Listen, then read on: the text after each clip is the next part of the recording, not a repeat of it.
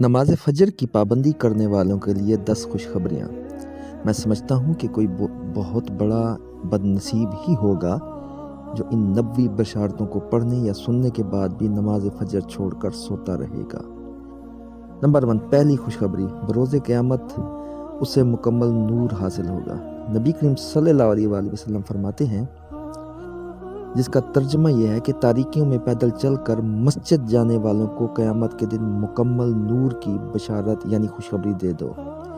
دوسری خوشخبری، فجر کی سنت موقدہ دنیا و مافیہ سے افضل اور بہتر ہیں۔ پیارے رسول صلی اللہ علیہ وآلہ وسلم فرماتے ہیں، جس کا ترجمہ یہ ہے کہ فجر کی دونوں رکعتیں یعنی سنت دنیا اور جو کچھ اس میں ہے سب سے بہتر ہیں۔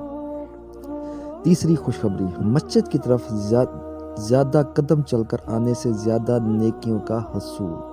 پیارے رسول صلی اللہ علیہ وسلم فرماتے ہیں، جو بندہ اپنے گھر سے مسجد کے لیے نکلتا ہے تو اس کے ہر ایک قدم پر 10 نیکیاں لکھی جاتی ہیں، اور مسجد میں بیٹھ کر نماز کا انتظار کرنے والا گویا مسلسل نماز پڑھ رہا ہوتا ہے یہاں تک کہ وہ اپنے گھر لوٹ جائے۔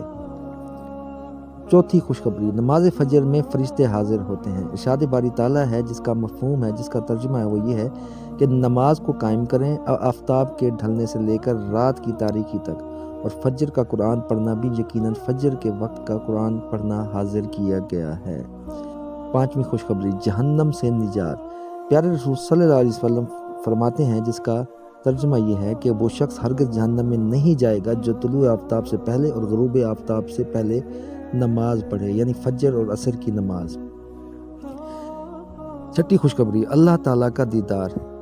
جریر بن عبداللہ رضی اللہ تعالیٰ فرماتے ہیں، ہم نبی کریم صلی اللہ علیہ وآلہ وسلم کی خدمت میں حاضر تھے کہ آپ صلی اللہ علیہ وآلہ وسلم نے چاند کی طرف نظر اٹھائی جو 14ویں رات کا تھا، پھر فرمایا کہ تم لوگ بے ٹوک اپنے رب کو اسی طرح دیکھو گے جیسے اس چاند کو دیکھ رہے ہو، اسے دیکھنے میں تم کو کسی قسم کی بھی مزاحمت نہ ہوگی، یا یہ فرمایا کہ تمہیں اس کے دیدار میں مطلق شبہ نہ ہوگا، اس لیے کہ اگر تم سے سورج کے طلوع اور غروب سے پہلے فجر اور عصر کی نمازوں کو پڑھنے میں کوتاہی نہ ہو سکے تو ایسا ضرور کرو۔ ساتویں خوشخبری، پوری رات تہجد کا ثواب۔ پیارے رسول صلی اللہ علیہ وسلم فرماتے ہیں، جس نے عشاء کی نماز باجماعت ادا کی تو گویا اس نے آدھی رات قیام کیا، اور جس نے صبح کی نماز باجماعت ادا کی تو گویا اس نے پوری رات تہجد پڑھی۔ آٹھویں خوشخبری، پیارے رسول صلی اللہ علیہ وسلم فرماتے ہیں، جو شخص نماز فجر پڑھنے کے بعد اپنی جائے نماز پر بیٹھا رہے تو فرشتے اس کے لیے دعا کرتے ہیں، اور فرشتوں کی یہ دعا ہوتی ہے کہ اے اللہ اس بندے کی مغفرت فرما، اے اللہ اس بندے پر رحم فرما۔